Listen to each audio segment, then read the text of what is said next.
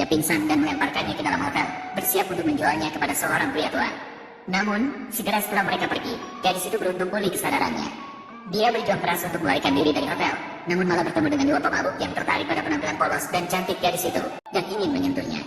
Namun, pada saat itu gadis itu sedang mengalami serangan kecil dan tidak mampu melawan kedua pemabuk di depannya. Saat dia merasa putus asa, seorang pria tua muncul seperti penyelamat di hadapannya. Pengawal gadis itu dengan cepat menaklukkan kedua pemabuk itu, sementara pria tua itu perlahan mendekati gadis itu. Saat ia meraih hati, seorang gadis tiba-tiba melompat ke pelukan pria tua di bawah rangsangan ingin tertawa. Menghadapi inisiatif gadis itu, pria tua pun sulit menolak. Tanpa disadari, keduanya bertemu dalam keadaan bingung.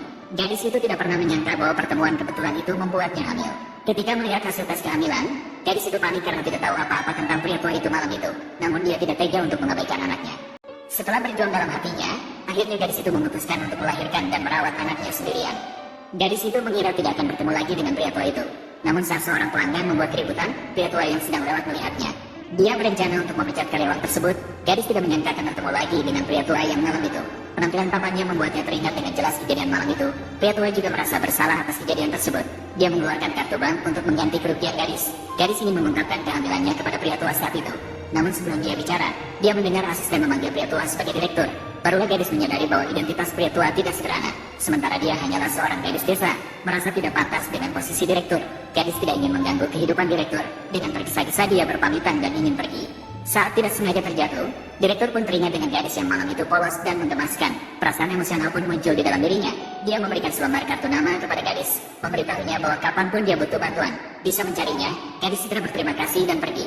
Namun begitu dia tiba di rumah, ibunya langsung menendang perut gadis. Ternyata ada 20.000 yang hilang di rumah, sehingga ibu curiga gadis yang mencurinya. Kemudian dengan marah memukul wajah gadis, meminta gadis segera mengembalikan uang. Namun gadis dengan sedih mengatakan bahwa dia tidak mencuri uang, namun kembali mendapat tamparan dari ibunya. Saat itulah kartu bank gadis jatuh dari saku. Adegan ini dilihat oleh adiknya. Dia bilang uang ini tidak cukup. Dia sudah menukar kartu ATM dengan puluhan ribu yuan. Kedatangan pelanggan membuat ibu terpaksa menghentikan sementara kritikannya terhadap gadis itu. Tapi siapa sangka pelanggan malah memiliki niat jahat terhadap kecantikan gadis tersebut. Saat gadis itu pergi, pelanggan segera membuka perekam di ponselnya dan meletakkannya di lantai, mencoba merekam bawah rok gadis itu secara diam-diam. Ketika pelanggan hendak mengambil ponselnya, tiba-tiba tangannya diinjak oleh kaki seseorang. Ternyata orang itu adalah paman.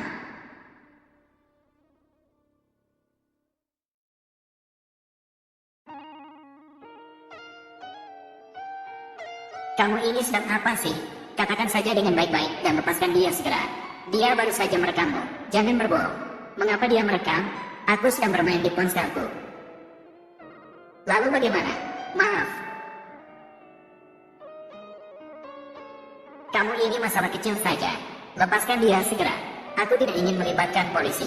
Ma, aku adalah anak perempuanmu. Saya yang difoto secara sembunyi-sembunyi. Kamu sendiri yang tidak berhati-hati. Pantas saja direkam. Apa, Ma? Masalah mencuri uang, ibu belum menyelesaikannya denganmu. Jangan ikut campur. Ma, aku sudah bilang uang itu bukan aku yang mencuri.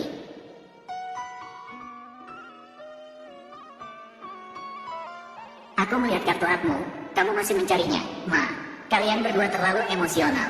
Setiap sen yang saya hasilkan dari bekerja bergantung pada Anda dan adik laki-laki saya. Bagaimana mungkin saya mencuri uangmu?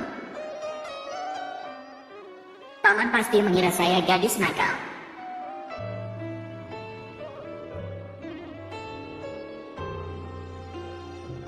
Berhenti, cepat, bersembunyi. Melihat anak kecil hampir tertabrak mobil. Dari situ tanpa ragu-ragu berlari menyelamatkan anak kecil. Namun dia sendiri hampir tertabrak mobil. Di saat genting ini, paman muncul tepat waktu dan menghentikan mobil. Momo, apakah kamu baik-baik saja? Paman, saya benar-benar bukan gadis nakal. Uang itu bukan saya curi. Saya percaya padamu. Kamu terluka? Ayo, saya akan membawamu untuk diperiksa.